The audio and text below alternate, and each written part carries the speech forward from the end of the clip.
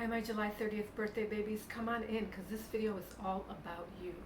Today, from the Secret Language of Birthdays book, I'm going to read the profile for people born on your day, and then I'm going to give you a little advice from the book that you can meditate on afterwards. Because I'm intuitive, while I'm checking in with your energy here, if there's anything that I feel the universe wants you to know, I'll share that with you in the end.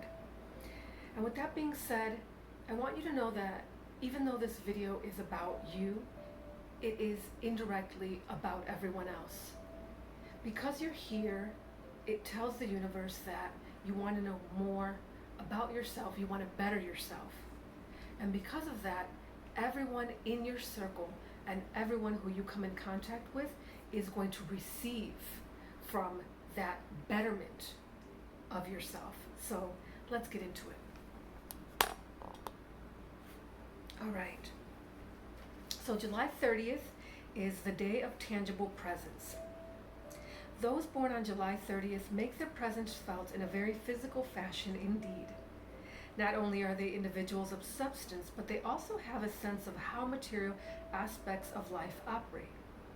The solid, sturdy people born on this day dwell on the earthly plane, which is their dominion.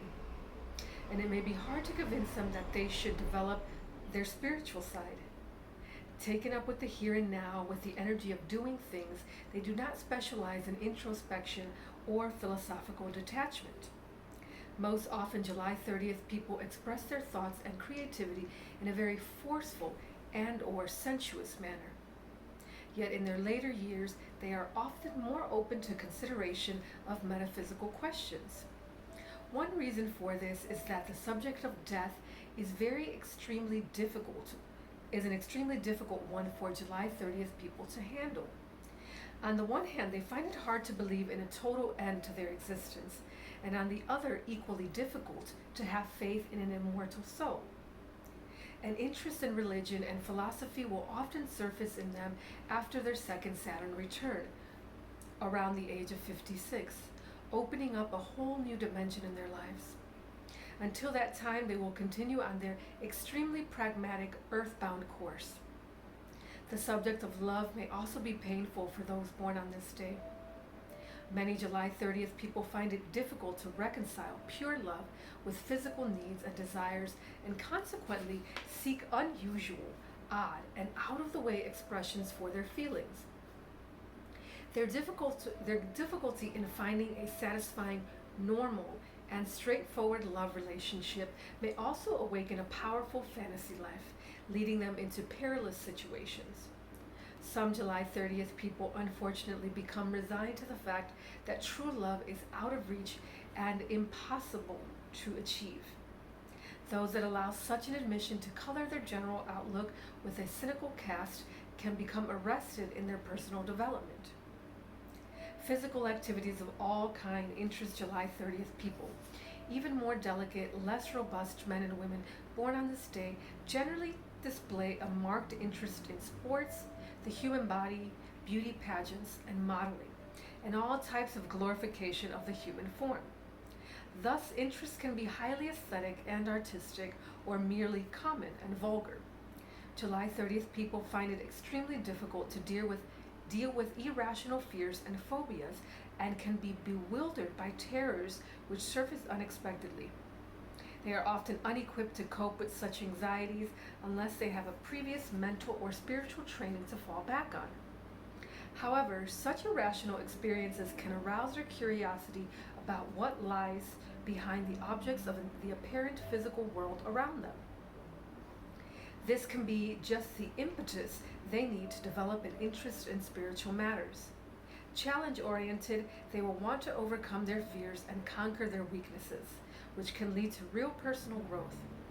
Rather than feeling out of touch with which they hate more than anything, they may seek a deeper understanding of life. All right. So that was a pretty balanced perspective on people born on your birthday. I'm curious, if you're here watching this, let me know how old you are and what brought you here, because one of the first intuitive hits I got as I was connecting with your energy was that there may not be a lot of July 30th people watching these types of videos. So I'm curious if you're a little older, or perhaps you just have a more developed spiritual practice that is not common for people born on this day. So let me know. And then something else that I picked up was difficulty of finding love in like these normal types of relationships. I think now more than ever, people are open to experiencing the full spectrum of relationships as long as you are forthright about it. And I think what was considered normal back when this book came out, or even in the previous generation, is now just, it's an option. But you have a lot of other options, and you have a lot of people who are open to experiencing like creative sorts of relationships and the full spectrum of relationships with other people. So just be honest about what you want. You may not find it right away, because what used to be normal is still quite popular, but you will find your people, especially online. It's so easy to find other people who connect with whatever that style is, that you prefer to be physical and that you prefer to be romantic in. So yeah, let me give you a little advice before we go. Try to see beyond the material world. Develop your mental faculties. Open yourself up to deeper emotional contact and new experiences that can change you. Cultivate an interest in metaphysical objects. See? Alright guys, if you're watching this on your actual birthday, happy birthday. And if you know someone whose birthday is coming up, comment below so that I can give them a shout out on their video. And like, share, and subscribe if you like this kind of content. Thank you guys.